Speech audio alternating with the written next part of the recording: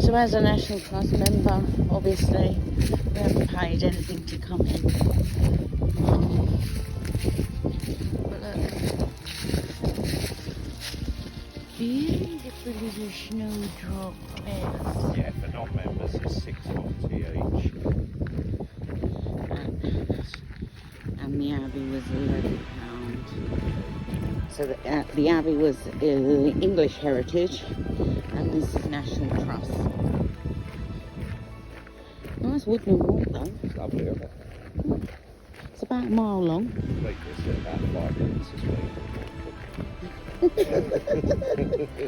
But look, there's nice picnic benches. Yeah.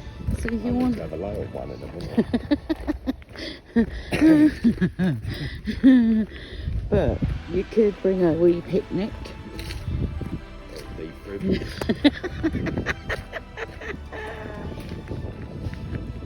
So you can walk in from the Abbey, but because we have a car, we use that. But it is a very steep hill to get up to it. It's like 16% gradient.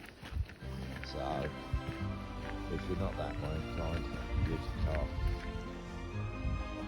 We're walking through the woodlands. That's beautiful. Nice little. To be fair, there's lots of areas to sit down. We've got a natural play area. Love that. You know I'm going to play. Ooh. So it's like stepping stones. Yeah. Well, that's nice for the children. I'm just a 51-year-old child. Well, some of them are quite high. Oh yeah. Get your ladder. He's making fun of me. Look, we've got a camp.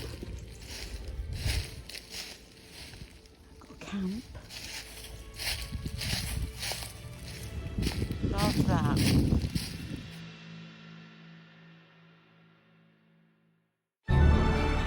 So this is the view from all the temples of the Abbey. I'm zooming in, to be fair.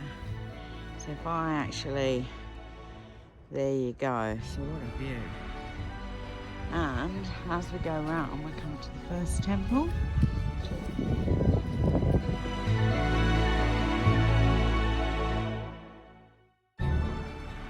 The building of the temples began around 1747 by Thomas Duncombe II, owner of the Helmsley estate.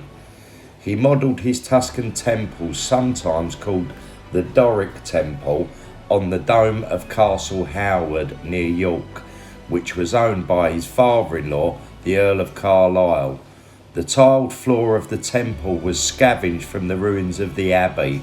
The underside of the dome was decorated with richly detailed plasterwork.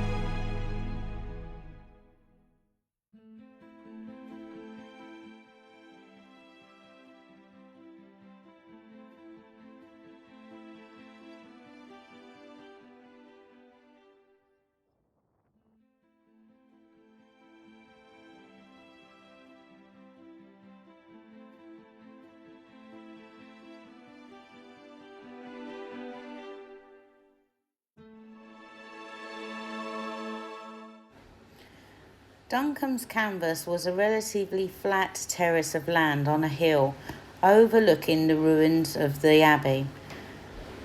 The terrace is roughly a half a mile long. He placed a neoclassical temple at each end of the terrace and created a dozen eye-catching views of the abbey ruins by carefully planting trees and shrubs to offer sudden glimpses of the historic building below. The Ionic temple was modelled after the Temple of Fortuna Virilis in Rome. The temple boasts a ceiling fresco by the Italian artist Giuseppe Mattia Borghese. Duncombe used the Ionic temple as a banqueting house and furnished it with beautiful crafted Georgian furniture. There are kitchens which were located below in the basement, where obviously the staff would prepare meals for such banquets. Today, the kitchen house is an exhibition of the landscape gardening movement in and throughout England. We do not know who designed the temples themselves. The Tuscan temple furnishes a magnificent with gilded mirrors, settees, a finely carved fireplace. By contrast, the Ionic temple interior is sparsely furnished, with a marble top table in the centre and Palladian-style windows. The garden has a lovely display of flowers in the spring and enjoyable walks through the beech woodlands. There is no direct access from the terrace to the abbey due to the steep nature of the terrain.